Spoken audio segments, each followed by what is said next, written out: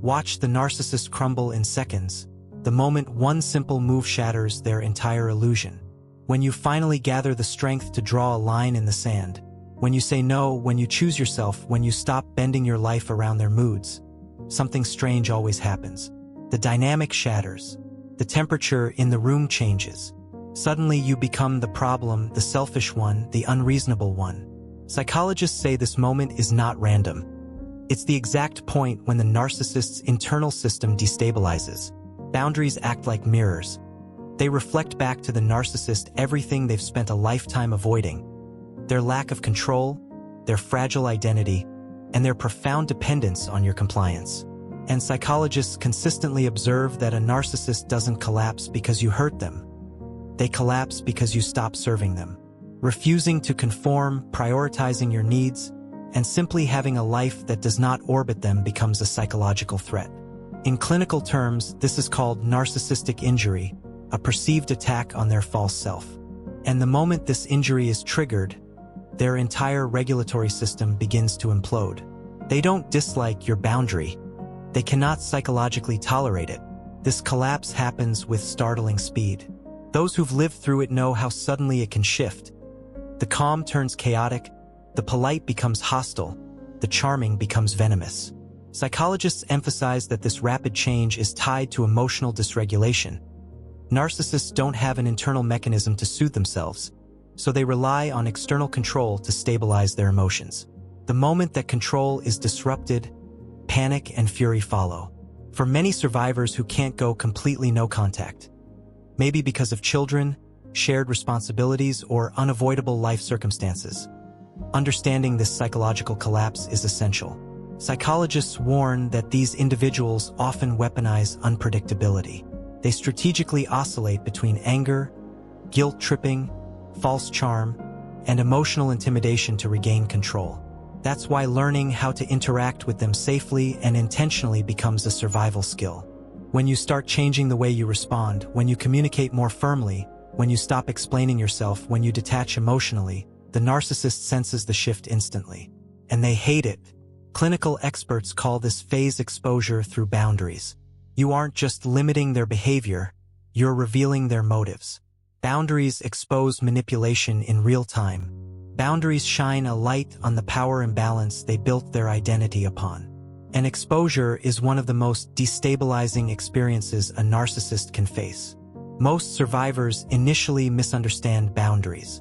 Many of us grew up in families where we were taught to please, appease, and keep the peace, so the idea of expressing limits feels unnatural or even selfish. But psychologists describe boundaries in simple terms. They are the rules that protect your emotional, psychological, and physical space. And setting them, especially with a narcissist, requires clarity, courage, and resilience. You must first understand what you want, then dare to speak it, and finally enforce it in the face of someone who has no intention of respecting it. With a narcissist, boundaries aren't just difficult, they're threatening. Psychologists warn that these personalities experience boundaries as rejection, humiliation, and abandonment. And because their identity is fused with control, they will try everything to break your resolve. They may become nastier, more charming, excessively affectionate, or impossibly sweet.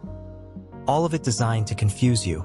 This is the psychology of intermittent reinforcement, the same technique used in addiction cycles.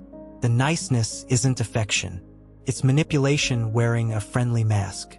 If their words were genuine, therapists say, they would have shown consistent care from the beginning. They wouldn't have risked losing you at all. Which is why, when you don't fall for their charm, the collapse accelerates. Their identity was never built on connection. It was built on domination. A boundary disrupts their emotional supply chain. When they can't access your empathy, your availability, or your compliance, they feel powerless, and powerlessness is intolerable to them. Psychologists explain that narcissists cannot engage in reciprocal relationships. They view people as extensions of themselves, tools, not partners. So the moment you stop being predictable, they lose their grip on the script they've written for you. Every boundary you set forces them to confront a reality they cannot endure, that you have autonomy, agency, and strength. These truths dismantle their illusions of superiority. and so they lash out or love bomb or play the victim, anything to regain access. Their reactions may look diverse, but psychologists assure us it's all the same pattern. Control, threatened, self-worth, destabilized, emotional collapse. Remember this: a narcissist is not afraid of losing you. They are afraid of losing access to controlling you. That is the true power source. That is what keeps their fractured identity glued together. And the moment your boundaries remove that access, they begin to crumble quickly, dramatically, and predictably. This collapse is not your responsibility. Psychologists stress this point relentlessly. Their emotions, their instability, their inability to regulate themselves. None of that is yours to fix. Your job is to protect your peace, assert your boundaries, and remain consistent. Survivors who stay steady discover something powerful. The narcissist's collapse is temporary, but your growth is permanent. You were never the problem. Your boundaries simply revealed the truth. But here's what most survivors don't realize until much later. When a narcissist tries to control your behavior, whether it's a harmless social media like a new friendship, or simply you having a life that exists outside of them, what they're really trying to control is their own fear. Psychologists consistently emphasize that control is not merely a tactic for narcissists. It's a coping mechanism. Their sense of self is so fragile, so deeply fractured beneath the surface, that they need your behavior to confirm their worth.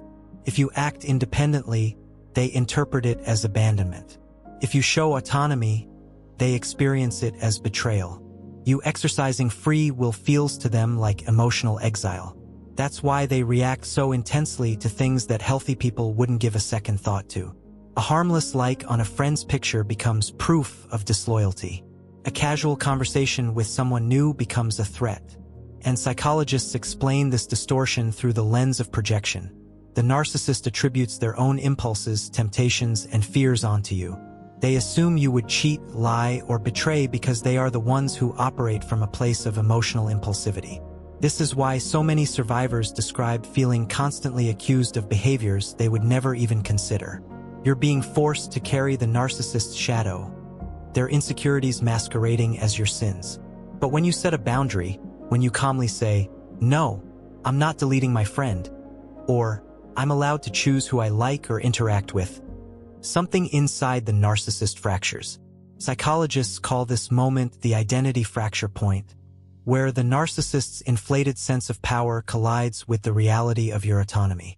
And this collision is where the collapse begins. Not because you yelled, attacked, or humiliated them, but because you dared to exist as a separate human being. Narcissists cannot handle separateness. They cannot handle independence. They cannot handle your freedom. So what follows is predictable.